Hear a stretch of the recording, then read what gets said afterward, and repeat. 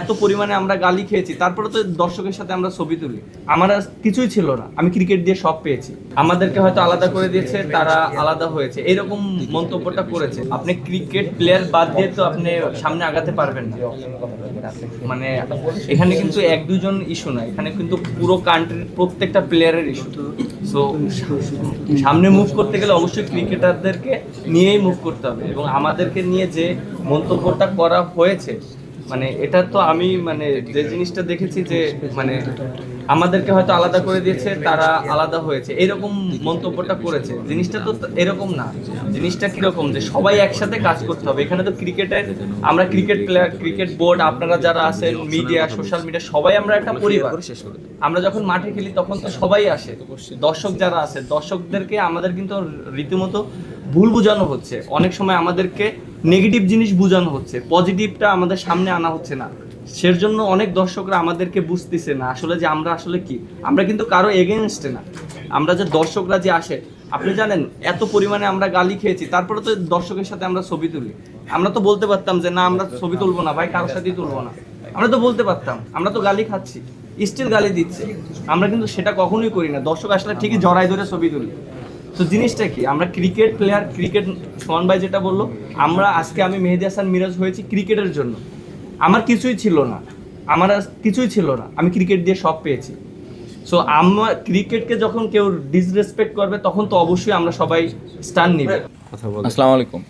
না, আমার মনে হয় যে মিথুন ভাই যে বিষয়টা বললো, মেয়েদের যে বিষয়টা, আমরা সবসময় অধিকারের কথা বলি, সমান অধিকার, সমানভাবে যেন আমরা সবাইকে ওই প্রায়োরিটিটা দেই।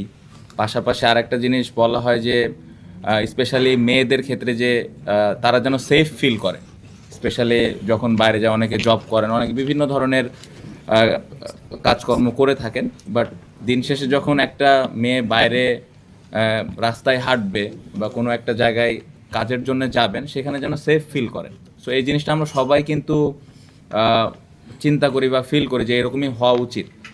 রিসেন্টলি যে ঘটনাটা ক্রিকেট রিলেটেড হয়েছে, এটা খুবই দুঃখজনক। আমি মনে করি যে এই জিনিসটা খুব দ্রুততার সাথে সমাধান করা উচিত ছিল, যেটা এখনো পর্যন্ত হয়নি। এখানে আমরা ছেলেরা যেরকম ক্রিকেট খেলি, এখানে মেয়েরাও ক্রিকেট খেলে। এখানে অনেক ইস্যুস আছে, ফ্যাসিলিটিস খারাপ বা তারা কম সুযোগ পাচ্ছেন, এরকম অনেক কোশ্চেন আছে। বাট এই বিষয়টা তো অনেক সেন্সিটিভ, আমরা সবাই জানি। সো এই বিষয়টা আমরা সবাই আশা করেছিলাম যে খুব সুন্দরভাবে দ্রুততার সাথে সঠিক একটা সিদ্ধান্ত নিয়ে তাদের একটা সুষ্ঠু বিচার করা হবে।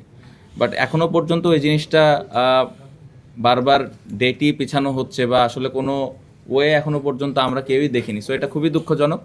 কারণ আমি মনে করি যে ছেলেদের ক্রিকেটের পাশাপাশি মেয়েদের ক্রিকেটের অর্জনটাও কিন্তু বেশি ছেলেদের থেকে। আমার মনে হয় তারা আরও বেটার ক্রিকেট খেলেছে বা বেটার কিছু বাংলাদেশ ক্রিকেটকে দিয়েছে। সো তাদেরকে ওই এশিয়া কাপও জিতেছে, তাদেরকে ওই প্রায়োরিটি দেওয়াটা ইম্পর্টেন্ট। আপনি যদি দেখেন এশিয়া কাপ জেতার পরে অনেক মেয়েরাই আছে যারা এখন আসলে ক্রিকেট খেলতে চায় বা ক্রিকেট মাঠে আসতে চায়।